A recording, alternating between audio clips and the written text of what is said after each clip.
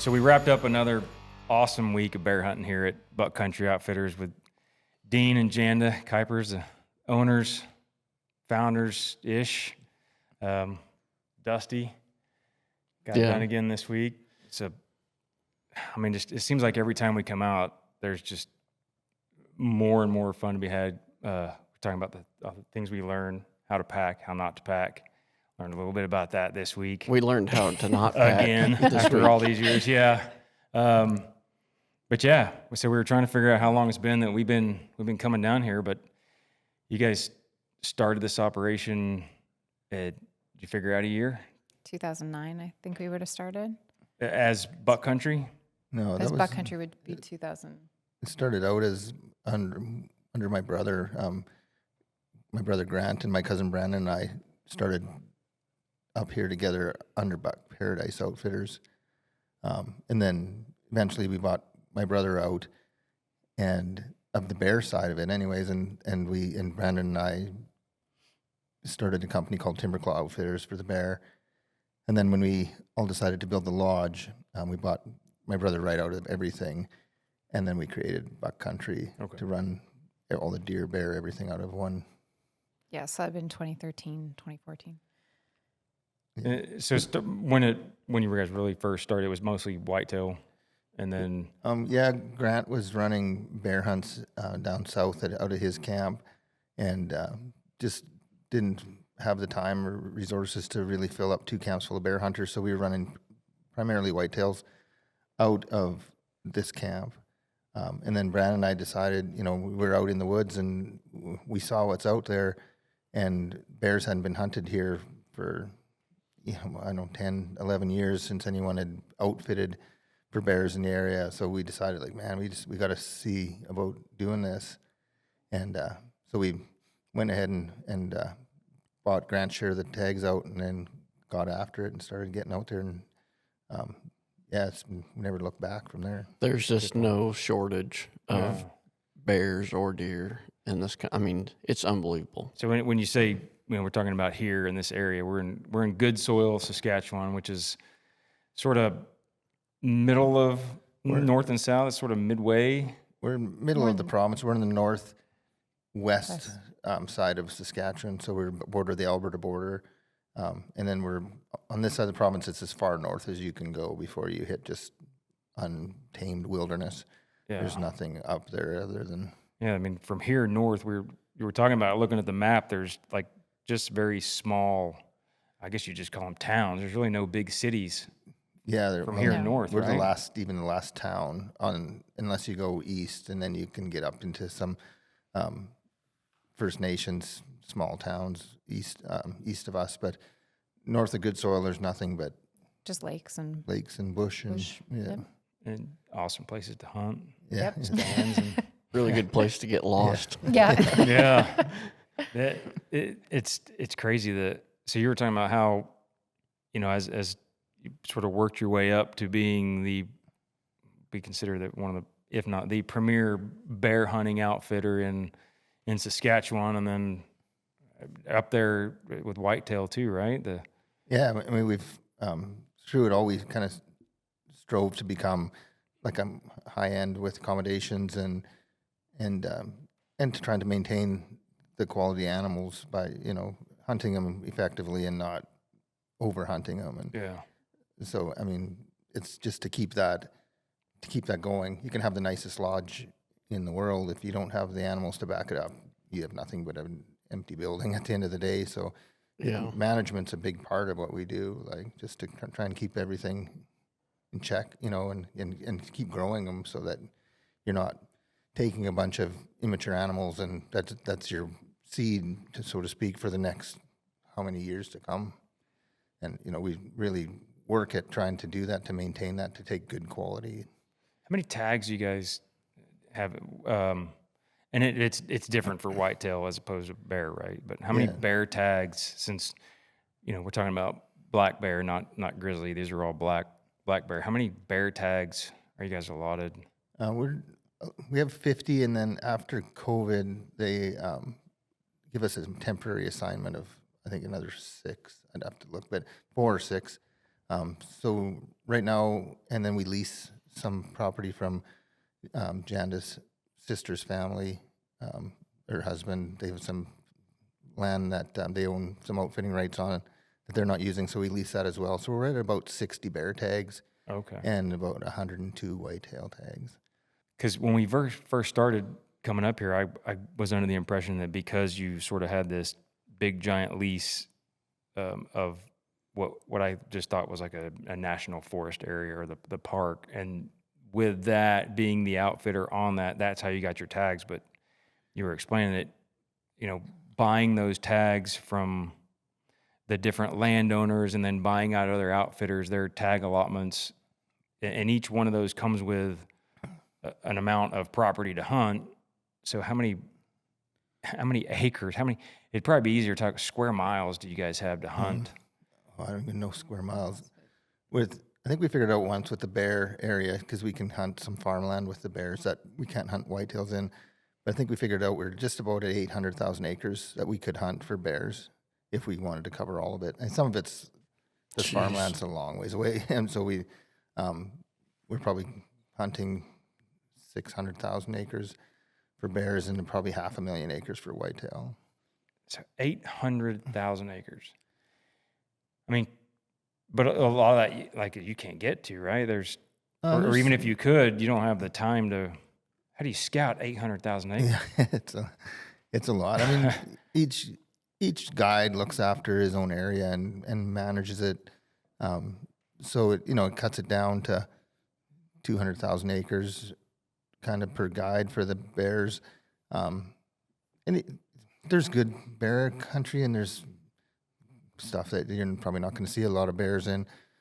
A lot of what we look for is get those dark, shady areas. You know what they're like when they come in. Them bears, they come in and it's hot, and they eat, and they just like to lay down in those shady areas, and Moist ground. It kind of makes them feel at home, and they feel safe and cool in there with all the hair. And so I like those dark, in the thick spruce and those kind of baits. Whereas you can bait bears in the open poplar trees, and they'll come in, but they tend to in and out more. It's just. You think because they get hot in the spring? Oh yeah, The sun bakes them up. You'll see them just panting away there lots of times. Yeah. So we just kind of look around for that and utilize the trails that are there. We can't, in the provincial park, we can't go and cut a bunch of new trails or bring a mulcher in and just say, oh, we're going to go over here, and they don't want us doing that. So kind of use the access that is there from back in the day when they were doing gas exploration and logging and all that kind of stuff. What about bait? Like, what's the process for obtaining bait? Like, what do you use? How do you get it? How do you source it? There's a lot of companies have popped up in the last few years. They're just going around to all these factories, mostly coming out of the States, and they collect it all up and they'll mix it. Some of them into a bear bait, so they'll put pretzels and chocolate and marshmallows. Because we used to eat anything. We used to eat it. That was good. It's like granola. The trail mix. I mean, it was always expired stuff back. Right? It's stuff that they can't use. It's not for human consumption. So these guys go collect it all up, and they've created a business. There's a bunch of them now. So you just get online, whoever you get the best deal from, and then we collect, used deep fryer grease and beaver carcasses, and we use a lot of oats. Bears will get, bears love eating oats. Whatever, Bear buckets. Kill a good bear on Janda's cooking on our table scraps.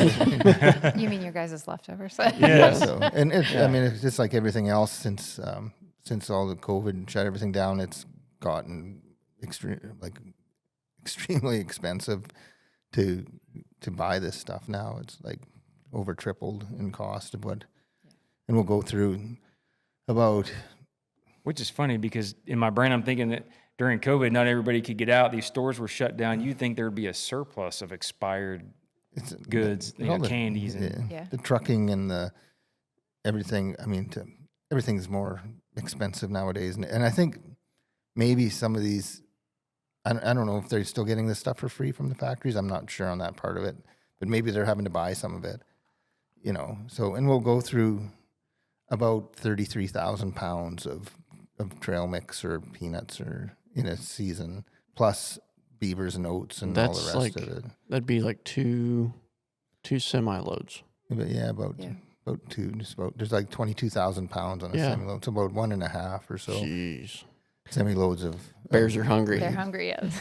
And it had, the talking about just baiting and bears when we first, back in the day. And I think Pat Reeves, the one that kind of, they had been coming up and hunting with you guys, right? And then he kind of passed along your information. And when he first talked to us about it, it was like, I just had this preconceived vision of just, sitting over a bait and not doing anything and just wait until the right bear and just, I don't know, it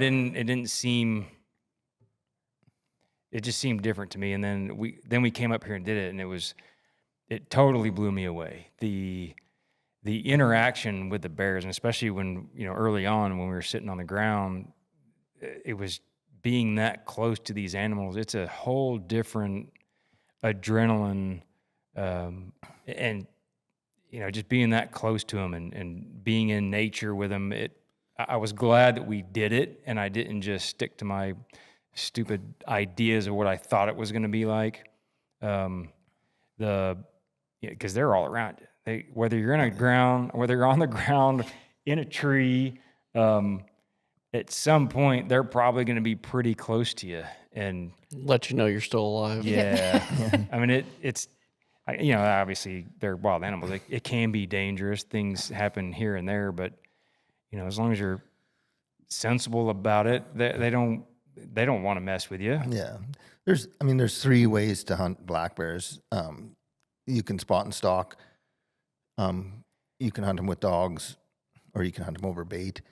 Spot and stalk we're not really, the terrain is not really a good fit for spot and stalk. It's really thick. You call really it the noisy bush for a reason. Yeah. You know what I mean? It's like you get into the foothills in the mountains and you can see them across a drainage or something, you can get on them. Yeah. Here, I don't know if you come up for a spot and stalk hunt, if you'd ever see a bear. I mean, they hear you coming long before you ever get a glimpse of them. And the dog hunting, to me, I don't know. It's just you chase a bear and it climbs a tree, and at that point you decide if you're going to shoot it or not. I love hunting over bait because you're there watching them be bears in their natural state. I mean, sure, we're feeding them, but it's still they're competing each other for food as they would in the wild if they found a dead deer or moose or something. So you get to see what they do in their mannerisms, and you see how the sows talk to them cubs and tell them from a management from a management perspective though too. Like these bears are so difficult to judge, and when you're hunting over bait, it actually gives you the chance to gives you the best opportunity to make a good decision on the animal that you take, if that makes sense. You see a big sow walk in, I'm a flatlander from Oklahoma, me and Tim both, I'm shooting that bear. I mean, it just looks big. Yeah. You know what I mean? So it actually gives you, an opportunity to take the right animal too. Yeah. And it, like you said, this is really, there are patches that are open with a poplar and stuff, but it's, for the most part, it's dense, dark forest. Yeah. There are places where you can't see 20 feet. So it's impossible to spot and stalk in most of this stuff. And then running dogs, I mean, you'd lose your dogs. I don't. Yeah. You'd have to have good dogs for sure. Yeah. But, I really like hunting over bait for bears or deer. I mean, because I like that. I like that just seeing the animals, and they're not worried so much about you being there, and they're just being, they're being what they are in, if they were just out in the, just out wandering around doing what they do. And it's kind of the only way you can experience that, to see what their mannerisms and what kind of stuff that they'll do. Moans and clicks and popping their teeth. Yeah.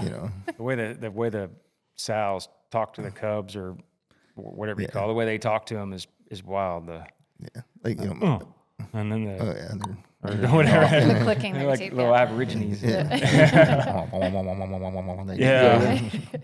And it's crazy to see what that sow, she'll bark an order, and them cubs are like, boom, they're Yeah, up. they listen. They Yeah. know right now that Get up I that got to tree. get up that tree. Come down. And yeah. if they don't, she'll smack them. Yeah. She'll roll them like she's like, you listen. Yeah. You It know, is- it's We need more of that in this country. Our country, I'll say.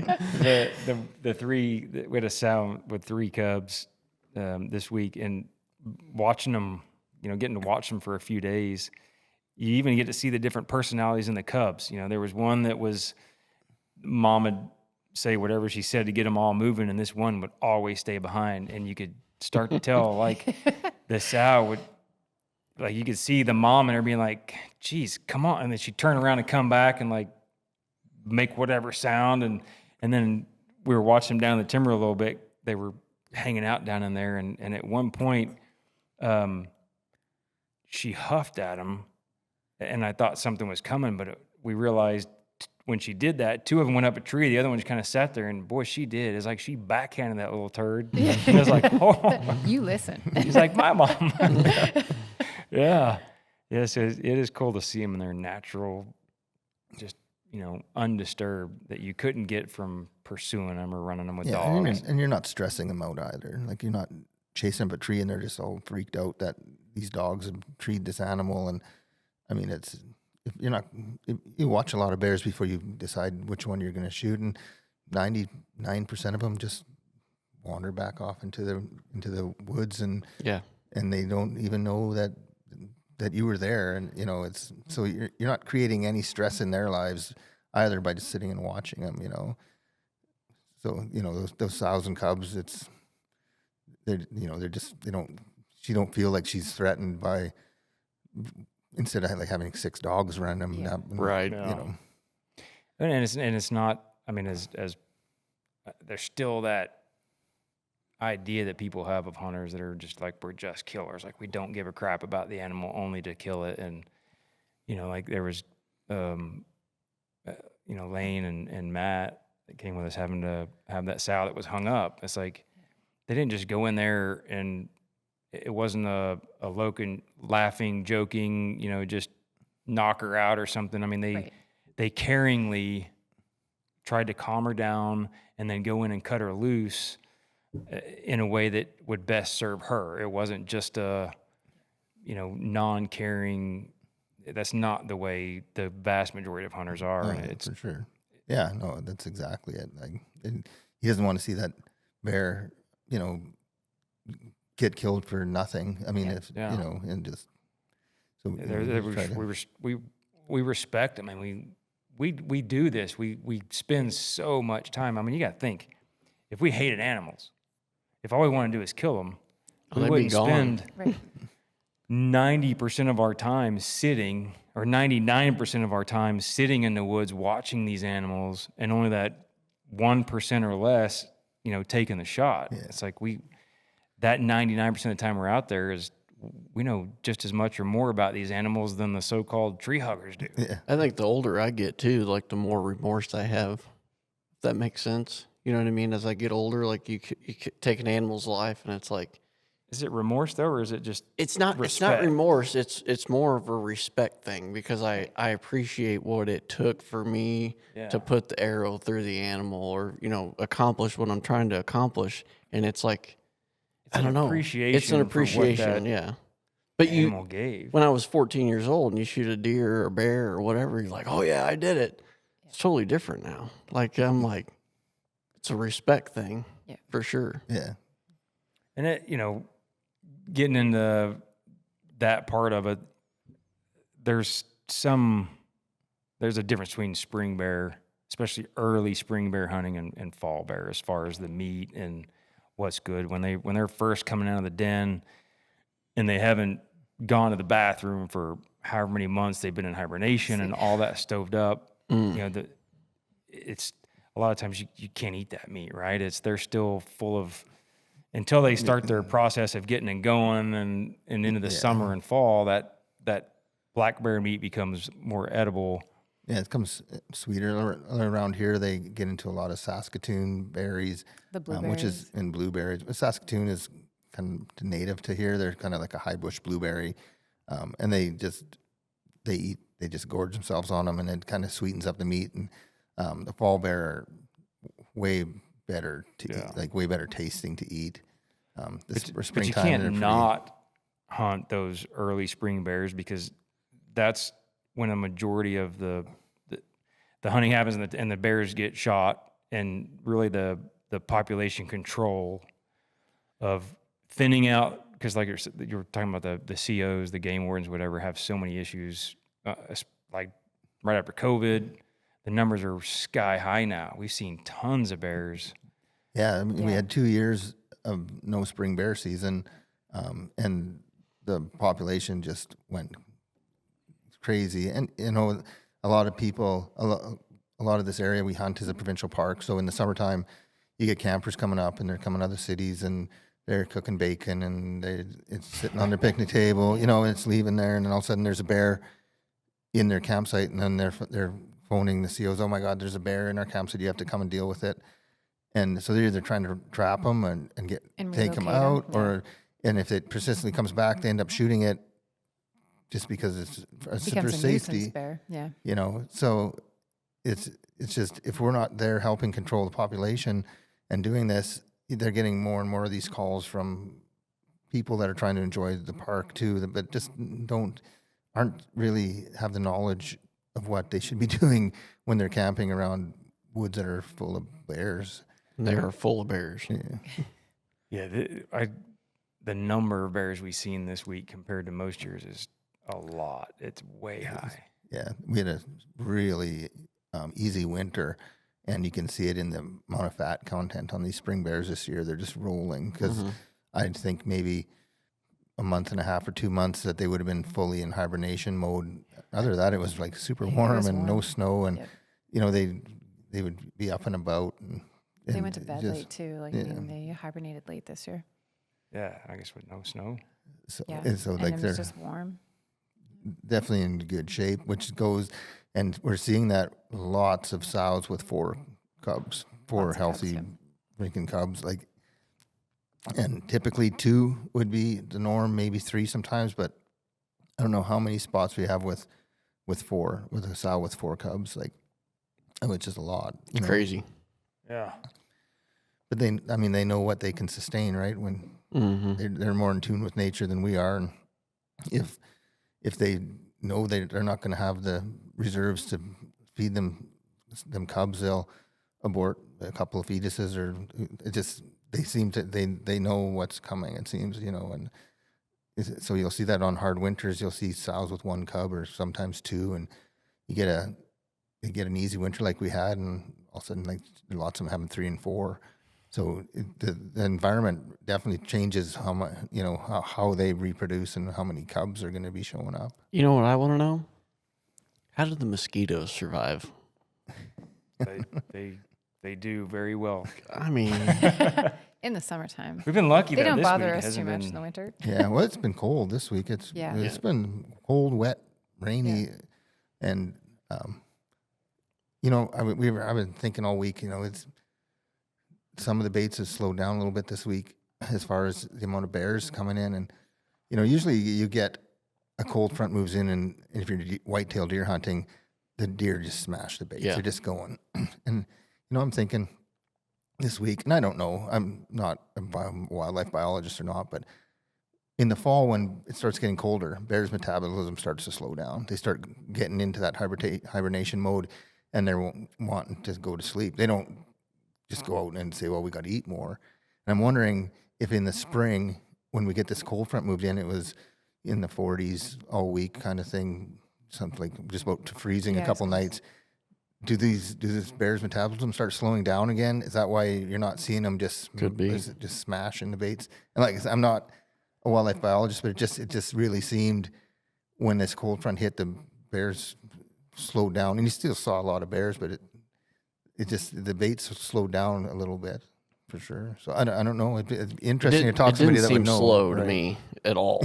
But I was just thinking if this is Slow. slow, What's Yeah. busy? like geez, what's going to happen next week when it's in the 60s and 70s? They're going to have Tim, 40 bears at one site.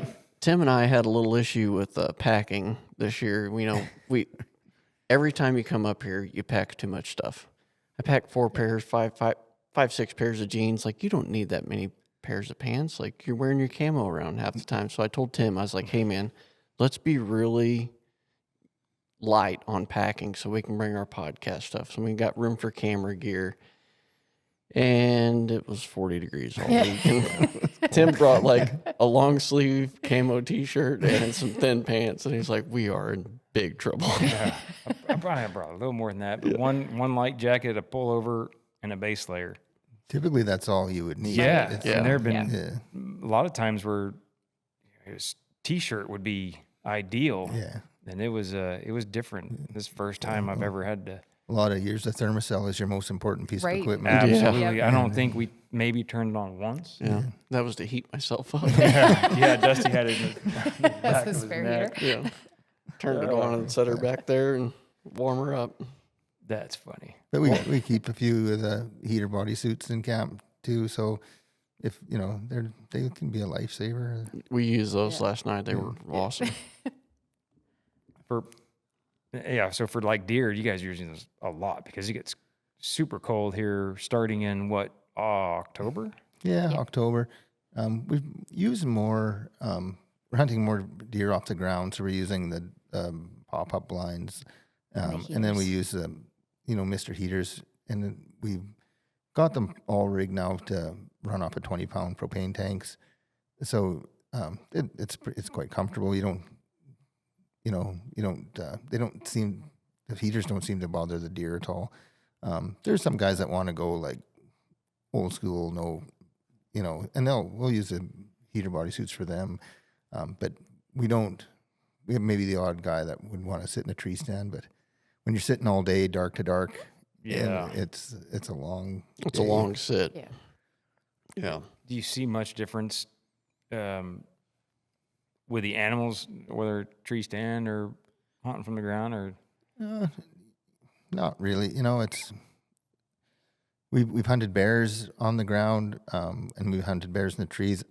I don't think it makes a lot of difference, other than I feel for the safety of the hunters that them being in a tree is safer than sitting on the ground.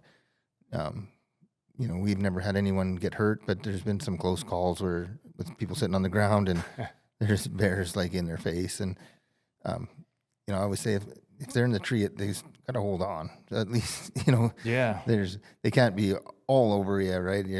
They can climb trees, of course, but at least they got to hold on so they can't just get after you. Yeah. you only use one hand at a time Yeah. Right. to rip you off the tree. Yeah. Yeah. Yeah, when we first started, I've looked back now and it's like I feel like pretty naive in the way we approached it. Not you guys, but us being from down the States and we pulled a bait barrel or something or put a beaver in a tree, and then we would try to see how close we could get with just some little Sticks. tree limbs around us and having, bears walking within arm's reach.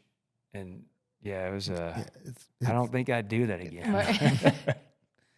You have to respect them. They're a predator, and they're like Oh, yeah. they're like an apex predator here. They don't have many enemies, and they can take you out if they feel like it. I mean, most of the time they just ignore you. If they don't consider you a threat, they'll leave you alone. But it only takes the wrong one or a sow with them little cubs, and she's very protective, and it could turn bad. Sitting on the ground would be the Yeah, it's like we catch them in the wrong mood, I guess would be the thing, like, because it can change Is it that.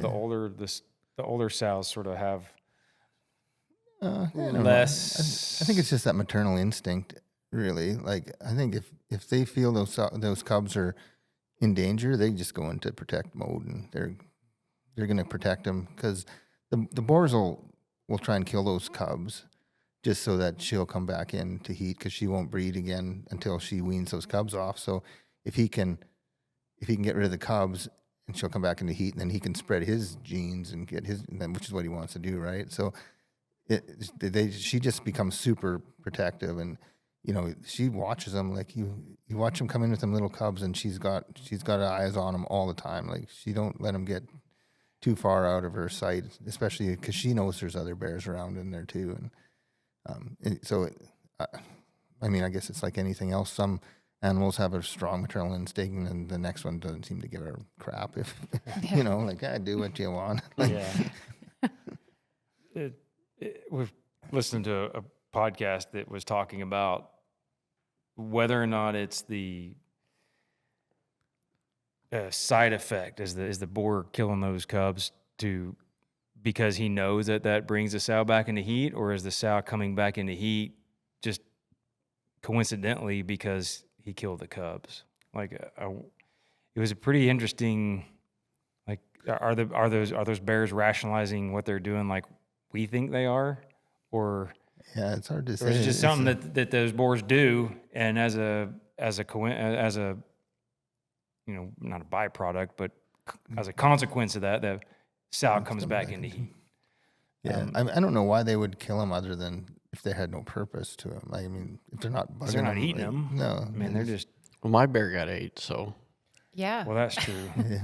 It doesn't happen that often, but No. once in a while, it's just, I don't know. And it's not like they didn't start at the wound. Like they just ripped it open and, I don't know. Most likely probably a dominance thing. I mean, you could tell it wasn't a wolf or something like that, because they'll usually start in certain areas. Yeah. But it just took a big chunk out of it, like it was trying to attack it. Yeah. And it was wild. I had not seen that. No, it doesn't happen very often. Most of the times, if you have to leave a bear lay, if you shoot it late in the day and you have to leave it 9 times out of 10 for sure, 99 times out of 100, probably that bear will be laying there pristine in the morning. I mean, what eats a bear out here? Nothing. I mean, Nothing. yeah. They have, yeah. We- they're not a predator. There's no coyotes won't eat them. Even when they're skinning them, if you cut a piece of meat off and try and give it to our dog, she'll sniff Won't it touch and it. walk away from it. She won't. Strange. I wonder what it is about it. I don't know, but like the same thing with a deer, I could cut a leg off a deer and she's all over it. But the it's like they bears, know. Yeah. Yeah. It's, Like I'm not supposed to. Yeah. And with a deer, of course, you go back if you happen to wound a deer, you can go back the next day. If it's laying there, there'll be Half eaten or there'll be 100 birds on it, Yeah. right? So you just like, oh, yep, there he is. Just walk to the birds. Bears, you never hear a bird on them. Like Yeah. if it's Crazy. if it's laying there, you gotta find it. Like the birds just leave them alone. A raven won't eat it. A coyote won't eat it. So, I mean, talking about all this, it's just entering my mind. Like, is this guiding and being where you are now? Is this something you thought of as a kid growing up? Like, did you have all these thoughts and know the about the behavior of bears and think bears and whitetail? Like, I want to be an outfitter when I grow up. When I was a kid, there was no such thing as outfitting. I wish we would have known how to hunt deer and bears growing up. We just did like everybody else did. You either went driving around your truck and would sit on a bush line or something, see if they'd come into an alfalfa field, or you'd get a group of buddies over and you'd go walk through a bush and whatever come running out, you'd shoot away at it, You guys hunted all your life growing up? Oh yeah, it was part of growing up, right? It was what we did. But I mean, we had relatives from Oregon, and they used to just come up to Saskatchewan and go buy a tag, and we'd go hunting. There was no outfitting in Saskatchewan. Nobody was doing it. And then it started, I guess, around the time that Milo Hansen shot the world record. They started thinking that this is probably a resource they should be managing. And my uncle went into the CO's office and said, I want to be an outfitter. And they said, well, give us $5 and here's your outfitting. And he was an outfitter, right? And like a bunch of guys did that and thought, well, most of them, it was a sideline for their farm or whatever other business they were doing. It's a good extra income to make when you're kind of done harvest. And so a lot of guys, they went, well, we love hunting. We're going to become outfitters. So there got to be enough of them that they started fighting over like, oh, I've been baiting this spot for 5 years and get out of here. This is my spot. And so then the government just said, okay, that's it. There's no more outfitters. Who's ever got a license now, that's the outfitters. And we're going to break it up into blocks. And I think they kind of all sat down and picked out on a map, said, oh, this is kind of where I hunt. And so, and which is just all stupid lines all over the place. Like it's, I would think if I was going to set something up like this, I'd be like, here's a block of land. You manage your deer tags, you manage your bear population, you manage your deer population, your moose, whatever you're going to, but it's not like that. It's like some of our deer area is in the neighboring outfitter's bear area, and some of our bear area is in his deer area. And so it's all overlapping, and which is just crazy to me. Like, Well, that wasn't that long ago, right? When the Hanson buck was killed was. it's like 91, yeah, 92. somewhere. So prior to that, it was, you didn't, like, guys coming up, non-residents, they didn't have to hunt with an outfitter until that really started?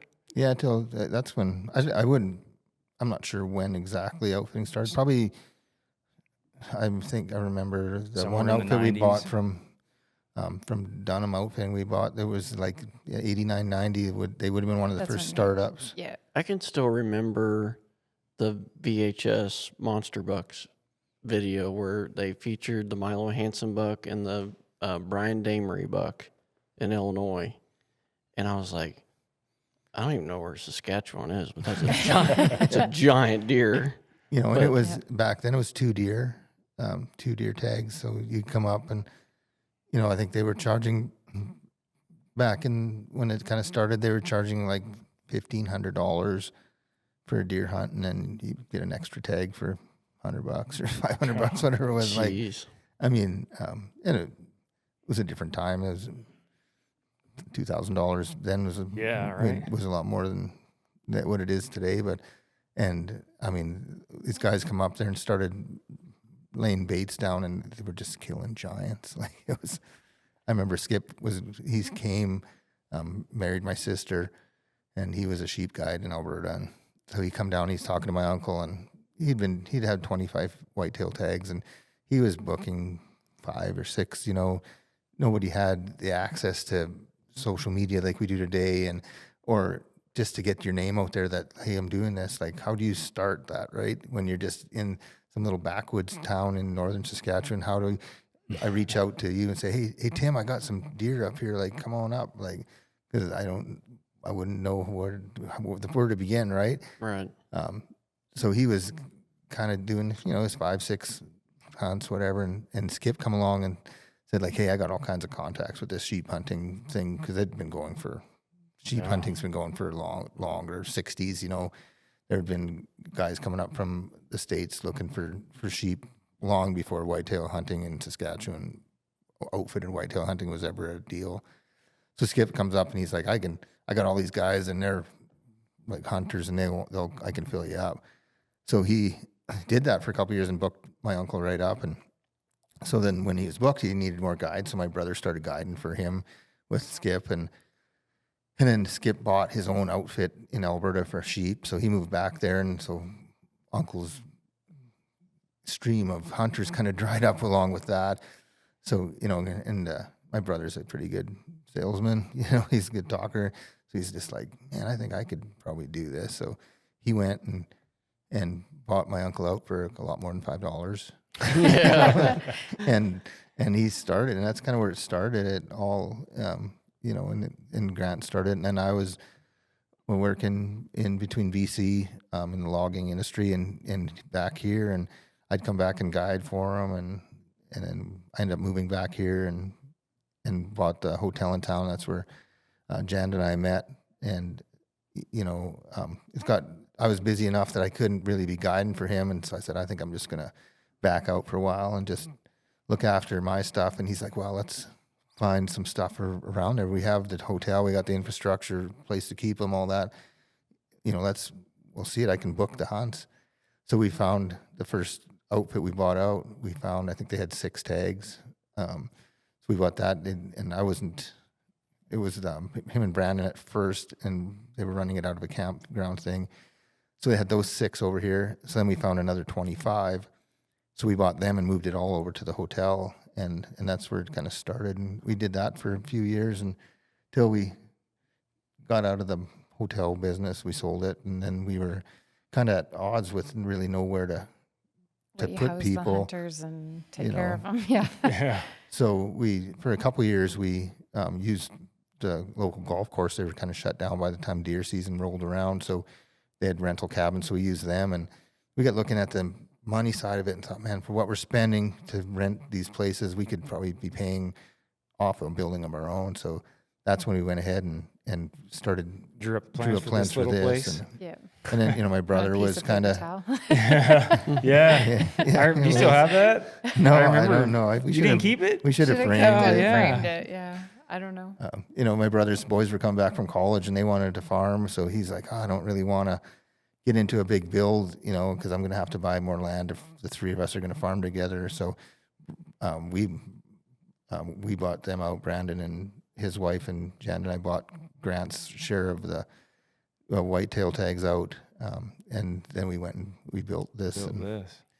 and it's just, It's and a heck now- of a place. Yeah, it is. I mean, It is. I just want Janda's kitchen is what I want. Yeah. So are you from this? Are you both from Good Soil area? I'm from Good Soil. I grew up about an hour and a half south of here, where my brother on our family farm. That's where he runs his outfitting company out of. Still to this day, and he farms and outfits. And So when you came to Good Soil because when I you bought the because I bar bought and the bar and hotel? yeah, Is it a hotel or motel? it's a hotel. It's Because it inside. has a hallway in the middle. Yeah, I loved hunting out of that. I mean, it was just And one the of shop in those. the back. And we were younger, right? So you had a for bar sure. attached to Yeah. Right.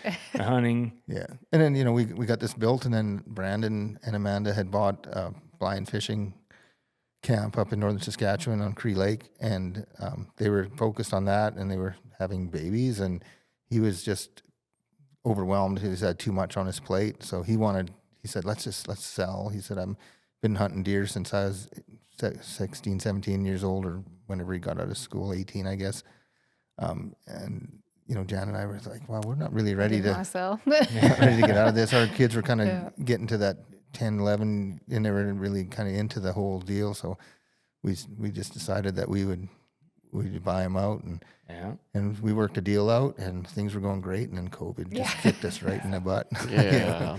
It was tough, and we struggled through it. And then it was a tough time, and we got them paid off through that with no hunters and stuff. We still managed to get them paid off, and now we're rolling. And I mean, having a facility like this is not. It's so much beyond just the hunting camp, because in between hunting seasons, you guys have events here, right? Weddings and Weddings, Christmas parties, Yeah, family reunions. For me, this is a seasonal job. For Janda, this is full time.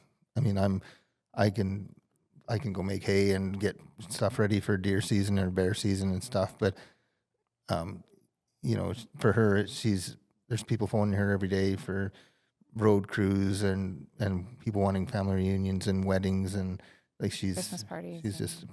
she's full time, which, you couldn't do this without having somebody that would just look after. yeah, amazing job. I mean, I say we joke about it on the show a lot, like the cooking and the things that she does, but it's not a joke. I mean, it's top notch. We're not allowed to touch anything in the kitchen. That's right. That's But chasing. yeah, full commercial kitchen and the everything. I made the comment that you gave me crap about. It was like I was trying to tell, like every Well, I now and knew then you were messing with me, you should so I was make just messing something back. kind of crappy, so that everybody will appreciate. It's like if you have, a garden of just big roses all the time, you lose the respect. The perspective of how good it is, and I mean the food is just always phenomenal, and there's so much of it. It's like you gotta lose 10 pounds before we come hunt. It's always, outfitting in Saskatchewan has evolved from what it was when my uncle was charging $1,500 to come and sleep in his basement, and he'd listen to the babies crying at night and keeping you awake because you're just in some guy's house, right? Yeah. When we built this, it was with full intent that we would never live here. when We've we been open there this, and done that with the bars, and it's like you need to have that break. You need to have that Yeah. privacy. and when you guys show up here, this is your camp. It's not like you don't feel like, oh man, I got to be quiet because their kids are trying to sleep, or man, I wish they would just keep them kids quiet so I could get some sleep. It's just, so when we come here, like it's just for the hunters, and we go home at night across the way, like, but it's that. But you got that your own. way. You got your own room. You got your own bathroom. It's just it's top notch. I mean, that's the only way to. And to being put it. involved with the hotel association, we had a lot of good ins for like beds. Like Oh yeah. there's so many places where we would go hunting, and guys would go to the local big box store and buy $100 mattresses and box springs, and you're sitting out in the woods all day, and you're not in the most comfortable chairs or in a tree stand, and then you come back and it's like you're sleeping on a piece of plywood. Like I'm just like, I want people when they come back, they can just lay in that bed, and it's just like, oh, I'm ready to go tomorrow after this. And, everything about it is top notch, like well thought out. I mean, was that your vision going into it? Like, I want to have, like, I want to have if we're going to build it, we're going to build it the best way possible. We're going to give the best experience. Like it's a one and done. Like this is what we're going to do, and we want it to be right. Yeah, I mean, I don't know how would you upgrade anything? Like it's already all Storage. Well, you can never have too much storage, but yeah, everything is so nice and neat and spacious. Like I don't know how you would look at this, and I don't know what you'd add to it or upgrade. if I would have known COVID was coming, It'd be that whole big whole swimming patio pool. area would have been a swimming pool. I would have filled that shop full of sand. We would have had chicken wings and margaritas, and we would have been full every weekend. Right. But when we sat down and drew it out, like, we were just sitting around the table. I don't think Brandon's cabin. Brandon wasn't married yet. It was just the three of us at the time. And we just sat down and said, like, well, this is what we want. Janda would say, this is what I want for the kitchen. And I said right away, I said, after working with my brother's camp, he'd built a nice lodge, but it had one entrance. So in the morning, everyone's leaving at the same time, right? So you've got 20 guys all in a little porch area trying to find their boots, and Just all some piled guy would together grab and the wrong nobody guy's came. boots and then hit the other guy's boots for 2 sizes too small. And it's just always a gong show. And everyone, all the trucks are parked right outside the front, so you're trying to wiggle around to get out. And I said, I want it that our hunters can step out onto the back deck. It's being covered, so if they want to air their clothes out and keep them scent free, it can be covered without worrying about getting them wet or rainy.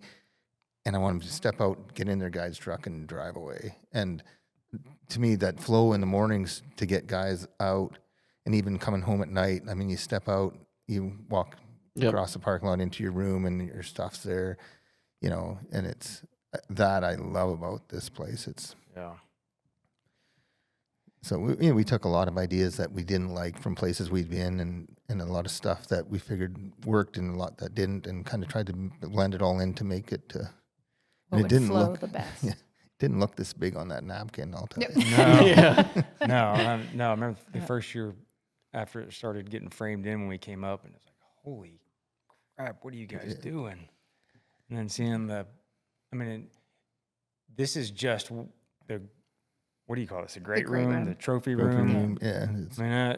I mean, most people spend time in the skinning area, the garage or the kitchen, but I mean, this is big enough. You got 2 full-size polar bears on either wall, and then I don't know how many deer heads. Now Wyatt's working Got on his own wall. His wall up there. It's crazy big and beautiful and easy. This room, almost people treat it like a museum. It's like Yeah. they walk in here and they're like, wow. And it's all quiet, and they're looking, and then they kind of leave and they don't touch anything. And then they go to the shop and let's get after I remember, like, my first year up here was 2016, I think. And we left Edmonton, and we were driving, the 3 hours it takes to get here. I'm like, I didn't know what I was getting into. And you just don't see, like, big structures, big lodges or anything. There's just little homesteads and lots of farm ground. And we pulled up to this building, and I was like, holy crap. Like, this Smack is, dab in the middle of nowhere. this is where I want to bear hunt.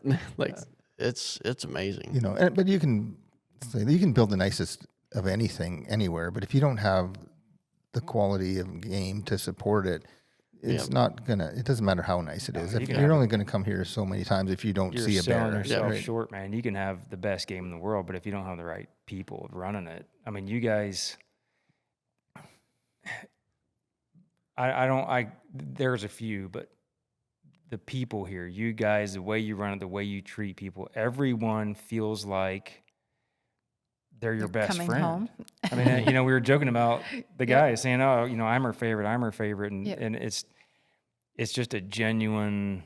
I don't really think that's a Canadian thing, but it's a you guys thing. It's With all the guides that we've had over the years too, like Dub and Josh and like all those guys, like I've been friends with them for 10 years now. Yeah. You know, like Yep. they happy birthday, we- bud. Thinking about you. You know, I'm Yeah. like, So many good times. You meet so many good people. That's what Oh, we love yeah, most it's about this incredible. business.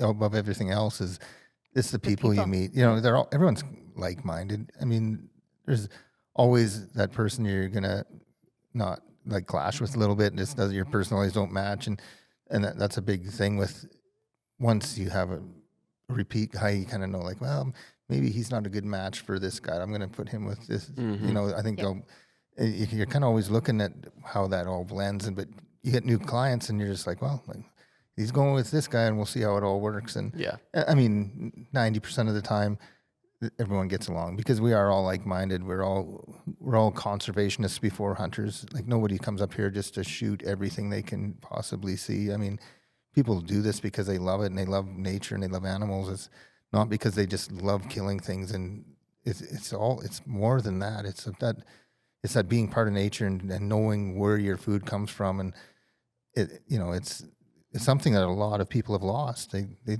think that grocery store is just where everything is, and that's why well go out said. and get it yourself? You can just go to the grocery store, but it's somebody's taking the life of something for you to go get your steaks for your right. Saturday night barbecue. I mean, Yeah. Well know. said. Well, so when you would you already started guiding when you guys met? He was working for Or did you just- Grant in I was Green guiding. Yeah, I Lake. started guiding in probably 96, 97. Here? I started in Paradise Hill originally, Okay. then in Green Lake at Grant's second camp. So and what then- prompted you to come here and buy the bar? I was working in British Columbia logging, and it's an industry I loved the job. Like I was falling trees for a helicopter logging company, so me and my buddy would go out and we would climb up a mountain and cut a bunch of trees down, and then they'd bring in a crew with a bunch of like cable chokers, and they'd hook them to the logs, and a helicopter comes in and they hook them on Yeah. and they fly them out. And it was a great job, but you're go, and then you're off for 4 months. So anytime you think you're getting ahead a little bit, all of a sudden there's nothing going on. It's breakup, or they don't have permits, or whatever the case. So you can never get ahead, and is just like, man, getting into my late 20s, I'm like, I gotta do something. And my dad owned the hotel down in Paradise Hill after he quit farming, and my brother took it over. He bought a auto body shop, and I did that with him for a while. And I didn't mind auto body, but I didn't like being inside that much. I wanted to be outside. So I went out to BC and I started doing the logging thing, and I just loved it because you're just out in, I'm kind of on the other side of it now. I don't want people to cut down trees because it's taking them that away. But it was great. But I could never get ahead. I couldn't buy a house. I couldn't do anything. And so Dad had called me and he said, like, how's it going? I'm like, I'm working paycheck to paycheck. And he's like, well, there's this hotel for sale up here. He said it just needs a new management. And there's a guy working at the Ford dealership here said if someone would go in there, it could be a great deal. And I said, well, I got to do something. And he said, and it comes with a house. So if you buy it, you have a 2-bedroom or 3-bedroom house, it was, I guess.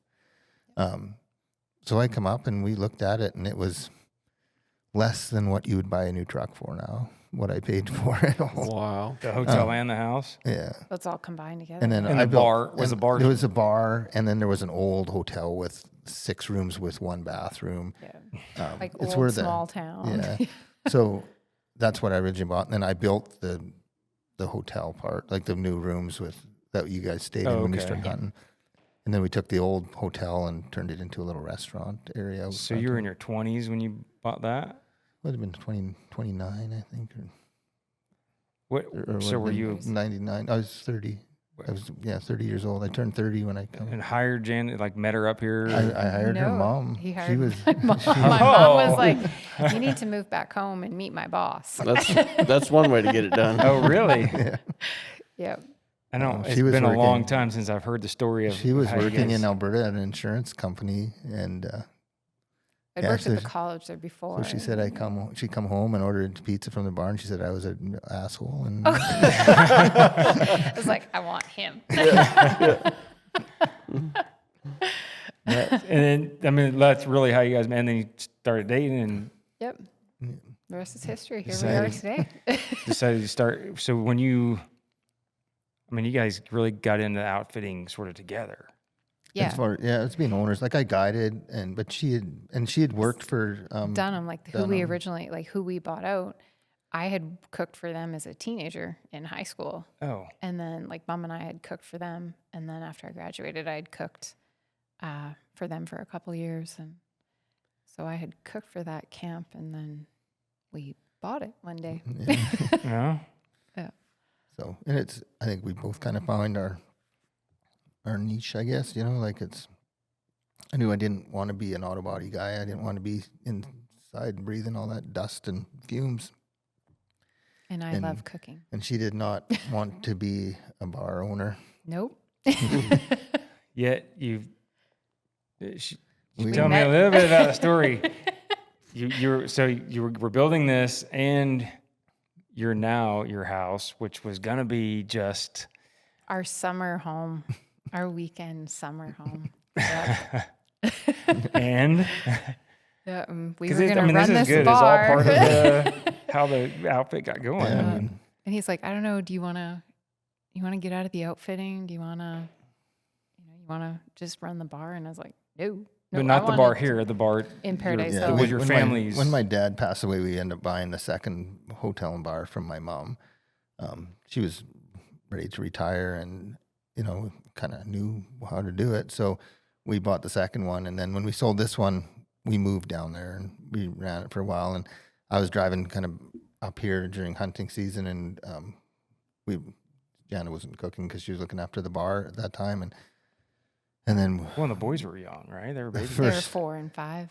the first deer season we're down there, we got broke into twice. That was before deer season. That we got broken into twice in 2 weeks. So they literally they just drove through the wall with a truck.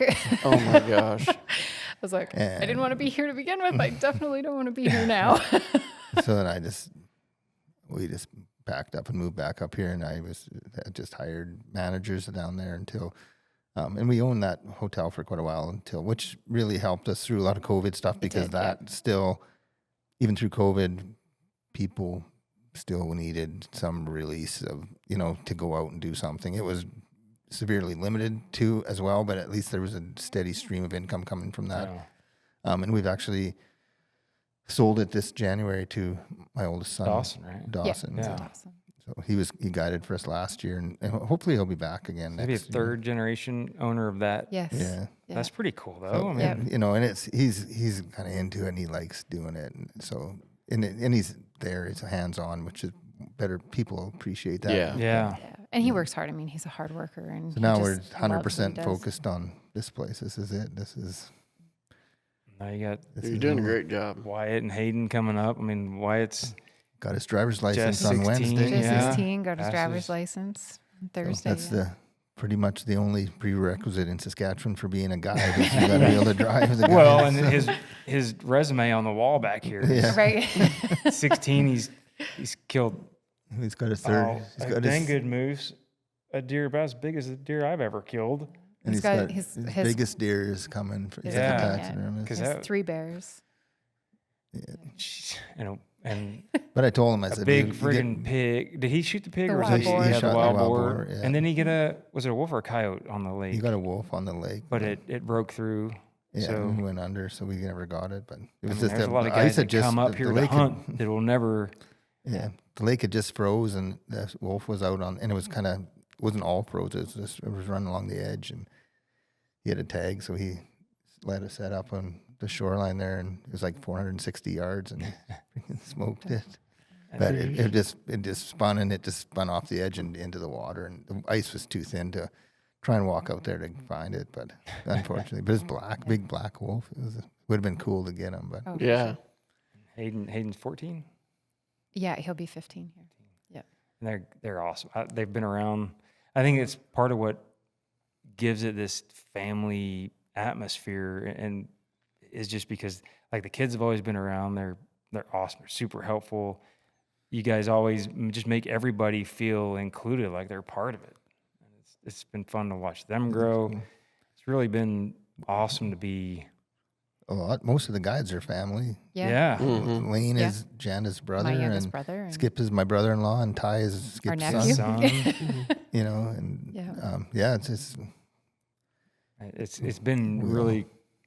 I feel lucky to have, come in to y'all's life back when it was at the stage that it was, and seeing it grow. I mean, you guys have poured everything into it in all the right ways, and it shows by the comments from clients. The anytime we bring people or the the other hunters in camp, that like all the crew we met this year from Michigan and wherever, they all leave just.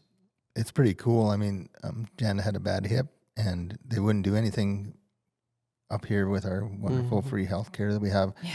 And a guy from Oklahoma And that because come, you that guys- come from you guys, from Yeah. seeing you guys on TV, came here, and we were just sitting in the dining room, and she walked by, and he's like, "What's wrong with your wife's hip?" And I'm like, "Oh, she needs a hip replacement, but they won't do it." And he's like, "Come down." I said, "That's what I do." And 3 months later, whatever it was, a little Yeah, bit, because he 4 came months here in later, October, and we were down there. I phoned him just before Christmas, and he's like, "What day do you want?" And I'm thinking like in a year from now, and he's like, "No, I'm talking like 3 weeks from now, Janda." Yeah. So I mean, the stuff like that. I mean, they told her up here with our healthcare system that she'd have to wait till she was late 50s before they'd consider Before they even do anything. and it's just like there's no way. And then when he did the surgery, he's like, the only reason she could walk is because she's too stubborn not to walk. Yep. It's just like so He wasn't messed going to up. put me down. So I mean, just meeting those people, just through, if you guys had never come up here and done that, Scott would have never came here to hunt, and Yep. she'd still be in pain every day with this bad hip. I mean, it's just cool how things work out, That's why I always refer to it as like, this is our outfitting family. It is. Right. Yeah. I don't. It's I've never talked to any of the other hunters. All the years we've been coming here, never have I had anybody say anything like any complaint other than Janda I made ate too much food.